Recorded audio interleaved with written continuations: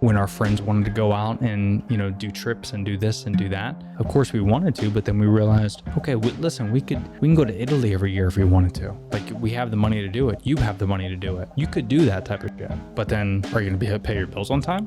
You kind of have to think about this type of stuff. So people don't realize that $30,000 a year, you can pay all your bills off of, you can live off of. If you make 30 grand a year, you can live comfortably. You can.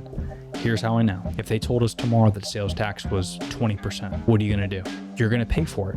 What about your income tax? What if they raise that? You're going to pay for it. You're going to have to find a way to pay it for it. You remember when gas went from like $2 to $4? What did you do? You didn't take the bus everywhere. You had to make do and you had to pay for that gas. You just had to save a little bit extra money.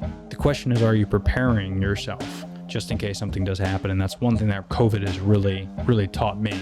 I kind of knew this stuff, but it's really opened my eyes a lot to what you need in life. You don't need some of the shit that you think you need. You don't need to go out all the time. You don't need to eat out. And, I think a lot of the stuff is going to change these next couple of years. But, you want to do these things. Sure, I get it. You don't want to be a hermit crab. But if you're a hermit crab for 5 years and then you could buy, a house, or you could buy something for your parents, or you could buy something that's meaningful that actually makes sense to do. I don't know, isn't that better than just buying a bunch of little micro things throughout those 5 years? So you just have to kind of weigh out like the pros and cons, what's important and what isn't. I mean, America is the greatest place on earth. We're very lucky. It continues to provide a future, but I think a lot of us are not taking advantage of America the way that I'm starting to think of it, which is America does not care about us. It just doesn't. America's here to make money, and there's nothing wrong with that, because that's why we're the greatest country in the world. They're a business. It's only out for itself, rightfully so.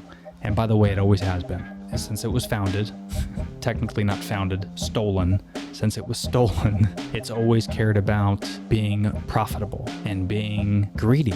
And again, there's nothing wrong with that. The reason I say that is because we're fed this constant American dream mentality.